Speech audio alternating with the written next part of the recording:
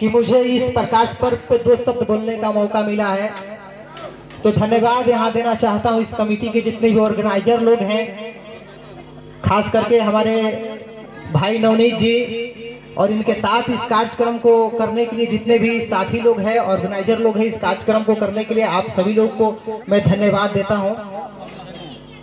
और आज संत शिरोमणि गुरु रविदास जी महाराज के प्रकाश पर्व पे हम लोग यहाँ उपस्थित हुए हैं। तो गुरु रविदास जी महाराज के बारे में ही थोड़ा कुछ कहूंगा और ज्यादा ना कहते हुए मैं शुरुआत कर रहा हूं गुरु रविदास जी महाराज के अमृत वाणी से कि संत शिरोमणि गुरु रविदास जी महाराज ने कहा कि साथ संगत मिल रही हो माधो जैसे मधुप मखीरा। इन्होंने कहा कि साथ संगत मिल रही हो माधो जैसे मधुप मखीरा। इन्होंने मधुमक्खी के समान मिल करके रहने के लिए बोला, इन्होंने मक्खी के समान अपने जीवन व्यक्त करने के लिए नहीं बोला। इन्होंने कहा कि मक्खी की तरह जीवन जियोगे तो हमेशा गंदगी पर बैठना पड़ेगा, गंदे जगह पर बैठना पड़ेगा। और मधुमक्खी की तरह अगर जिंदगी जीना चाहते हो तो मधुमक्खी, आप सभी लोगों को पता होगा कि मधुमक्खी अच्छे अच्छे फूलों पर बैठती है और फूल से अच्छा अच्छा रस निकाल करके मधुमक्खी अपने छत्ता में इकट्ठा करता है और इकट्ठा करके उस मध को हम लोगों के बीच में, मतलब हम लोग उसका इस्तेमाल करते हैं, अपने सेहत के लिए इस्तेमाल करते हैं। और मधुमक्खी जो है एक साथ यूनिटी में रहती है। आप सभी लोगों को पता होगा कि अगर कुत्तों की झुंड होती है तो आप पत्थर मारते हैं तो कुत्ता भागता है। अगर मधुमक्खी अगर छत्ता में इकट्ठा है, अगर उस पर पत्थर मारते हैं तो मधुमक्खी क्या हाल करेगा हम सभी को मालूम है। इसी बात को गुरु रविदास महाराज ने कहा कि साथ संगत मिल रही है माधो जैसे मधुप मखीरा। मधुमक्खी की तरह आपको रहना होगा, मधुमक्खी की तरह एक साथ यूनिटी में रहना होगा। जिस प्रकार मधुमक्खी एक साथ यूनिटी में रह करके दुश्मन को अपने ऊपर हावी नहीं होने देते, उसी प्रकार हम सभी लोग अगर यूनिटी में रहेंगे तो दुश्मन हम लोगों के ऊपर कभी हावी नहीं होगा।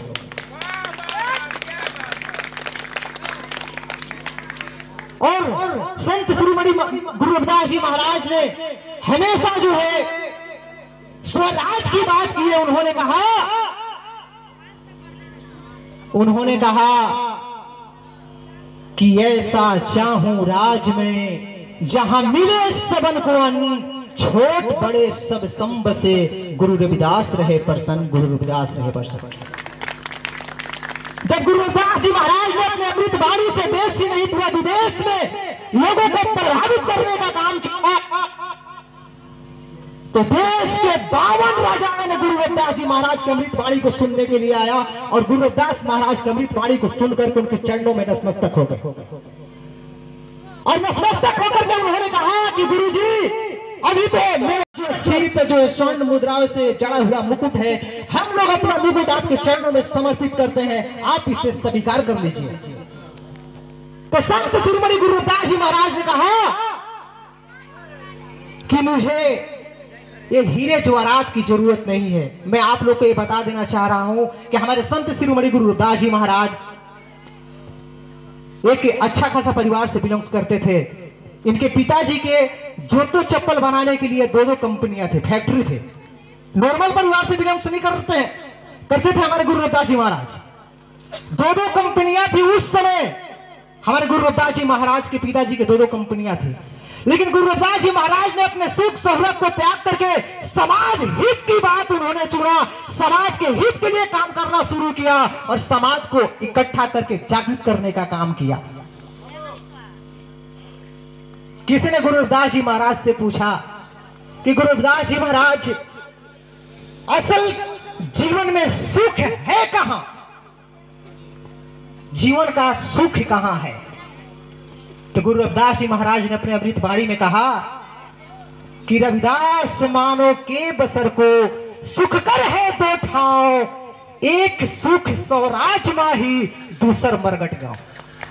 संत शिरोमणि गुरु रविदास जी महाराज ने अपने अमृत वाणी में कहा, क्या कहा कि रविदास मानो के बसर को सुख कर है जो 2 ठाव, एक सुख स्वराज माही दूसर मरगट गांव। अगर सुख चाहिए तो तुमको स्वयं का राज स्थापित करना होगा। एक सुख स्वयं के राज स्थापित करने में है, और दूसरा सुख जो है मरने के बाद जब आप शमशान घाट में जाते हैं वहां आपका सुख मिले। यह हमारे गुरु रविदास जी महाराज ने कहा। हमारे गुरु रविदास जी महाराज समाज सुधारक थे, एक महान कवि थे, और इन्होंने कहा कि मन चंगा तो कठोती गंगा। मन को पवित्र करने के लिए इन्होंने कहा कि मन को साफ रखो। हृदय रूपी जो गंगा है, अगर इस हृदय रूपी गंगा में जो मन बैठा हुआ है, इस मन को साफ कर लोगे तो तुमको गंगा यमुना स्नान करने की जरूरत नहीं पड़ेगी, मन पवित्र रखने की जरूरत है। संत शिरोमणि गुरु रविदास जी महाराज ने कहा